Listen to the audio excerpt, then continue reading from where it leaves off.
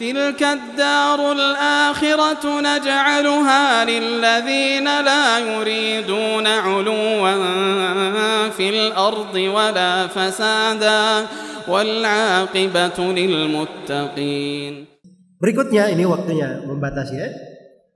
Saya akan bacakan beberapa hadits lain bagaimana sifat seorang muslim itu dalam berdagang. Diriwayatkan oleh Imam Al-Bukhari dari Jabir bin Abdullah radhiyallahu taala anhuma. Rasulullah sallallahu alaihi wasallam bersabda, "Rahimallahu imra'an samhan idza ba'a wa samhan idza ishtara wa samhan idza iqtada." Allah merahmati seorang hamba. Dia ini pemurah, dermawan. Ketika dia membeli, ketika dia menjual, pemurah dermawan. Ketika dia membeli, pemurah dermawan. Ketika dia menunaikan hutangnya, dia membayar hutangnya. Ini 3 sifat pada 3 jenis kegiatan. Dan dijamin oleh Nabi SAW, Allah merahmati seorang hamba, dia dirahmati oleh Allah. Luar biasa ya. Jadi kalau kita dapat rahmat yang seperti ini saja, seorang masuk di dalam bisnis, dia dirahmati oleh Allah, maka itu kebaikan pasti dia dapatkan. Siapa yang dirahmati ini 3. Seorang apabila dia membeli, dia pemurah. Ya. Ada kadang seorang membeli, subhanallah, jago dia menawar. Ada sebagian orang seperti itu, masya Allah, hebat sekali menawar. Dia bisa tawar barang itu, ya, sampai ke posisi dia tahu modal si penjual, ya, dan dia bisa tentukan, ya, untung penjual begini saja untuk dia. Nah, itu untungnya sudah wajar untuknya. Jelas ya? Ada orang yang punya keahlian seperti itu. Tapi yang dirahmati ini dia pemurah kalau dia membeli. Harganya 10.000. Dia tahu harga dasarnya atau harga umumnya orang jual 7.000. Ya, dia beli 10.000, enggak apa-apa 10.000. Jelas ya? Atau dia beli 9.000. Dia pemurah untuk saudaranya. Dia ngerti bahwa ini orang untung, tapi dia pemurah dalam hal itu. Jelas ya? Ini samhan namanya. Allah merahmati orang yang seperti ini. Ya. Kadang ada sebagian dari saudara-saudara kita hal-hal kecil, ya bisa dia ini. Misalnya kita lihat di sebagian toko ya, kantor pos misalnya. Nah, kantor pos ini di sekitarnya ada toko-toko kecil, ada gerobak-gerobak, jual perangko, jual amplop, jual sampul segala macam. Perangko ini sudah dijual harga misalnya 2 kali lipat. Padahal kalau dia masuk ke kantor pos, dia beli harganya sesuai dengan yang diperangko, kan begitu. Tapi dia lihat ini orang, tidak apa-apa saya beli dari sini. Ini saya juga bantu orang namanya. Itu kan pemurah namanya. Allah merahmati orang-orang yang seperti itu. Allah merahmati orang-orang yang seperti itu.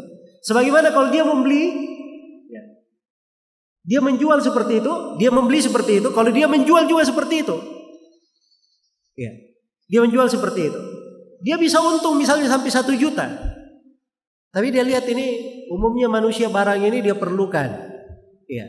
Terus saya juga perlu, ya mungkin kita untung 500.000 lah, begitu. Nah, ini dia pemurah dalam hal itu.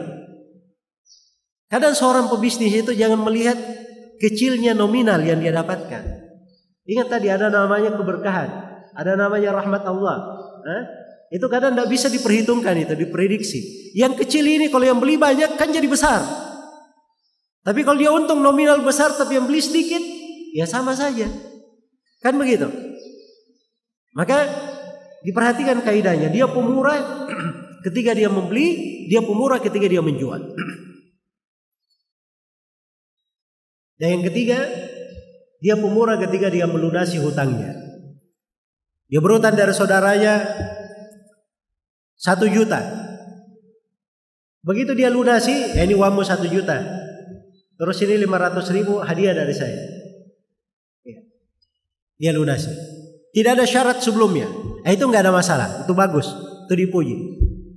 Yang keliru bagaimana? Yang keliru itu kalau misalnya datang si A kepada si B, B pinjam uang 1 juta. Kata si B boleh saja, tapi balikkan 1.500.000. Ini rentenir namanya, alias pelaku riba kelas kakap. Sebab ini riba jahiliyah, sudah patok keuntungan di awal. Itu riba masyarakat jahiliyah dahulu. Jelas ya? Dan ini banyak sekali berjalan di tengah manusia. Ada lagi, begini saya, datang si A kepada si B, pinjam uang 1 juta. Si A untuk apa? Dia jualan ikan. Jualan ikan, modal tambah jualan ikan. Ya. Maka si A ini utangnya belum lunas. Begitu lewat di rumah si B dikasih hadiah ikan. Dikasih hadiah ikan. Kasih hadiah ikan. Ini hadiah tidak boleh diambil, haram hukumnya diambil. Itu riba namanya. Jelas kenapa? Karena orang ini memberi karena dia berhutang. Kaidahnya kullu qardin jarra naf'an fahuwa riba. Setiap pinjaman yang diambil keuntungan di belakangnya maka itu dihitung riba. Hitung riba. Maka ini hukum riba ya, banyak orang tidak tahu. Oh dia kan kasih saya cuma-cuma. Dia rela kasih saya tidak mempersyaratkan, saya tidak minta dia yang kasih saya. Iya betul, tapi hukum syariat begitu. Kalau dia belum lunasi hutangnya tidak boleh terima hadiah dari dia. Kecuali kalau hadiah itu wajar. Ya kita biasa ya. Saya tetangga dengan si A. Tiap bulan itu saya kasih hadiah kue. Tiap bulan. Waktu saya belum berhutang setiap bulan saya kasih. Begitu saya berhutang tetap saya kasih. Maka ini nggak ada masalah. Sebab sudah ada kebiasaan sebelumnya. Bukan masalah hutang dia dapat. Tapi memang sudah apa? Kebiasaan. Tapi kalau dapat hadiah gara-gara hutang. Ini tidak boleh. Dari bentuk yang seperti ini yang terlarang. Yang laris juga di masyarakat. Kadang kalau ada yang punya toko digadaikan, ini kasih saya uang 100 juta, pegang toko saya, kamu boleh pakai toko saya sepanjang saya belum bayar. Ini haram hukumnya, ini riba namanya. Yang populer juga dia punya sawah, ini sawahnya saya gadaikan, kasih saya 100 juta, sepanjang sawah saya sebelum bayar silahkan garap sawah saya. Ini juga riba, ini haram, tak boleh diambil. Jelas ya? Karena ini mengambil manfaat dari hutang namanya. Mengambil manfaat dari hutang. Itu tidak dibolehkan. Yang boleh kapan? Kalau hutangnya sudah selesai. Dia hutang 1 juta dia bayar dulu. Ini 1 juta. Begitu dia selesaikan dia tambah 500.000. Nggak ada masalah. Itu namanya berbuat baik ketika melunasi. Itu yang diizinkan. Itu yang diizinkan. Tapi selain daripada itu tidak diperbolehkan. Baik. Jadi ini diantara sifat seorang pebisnis.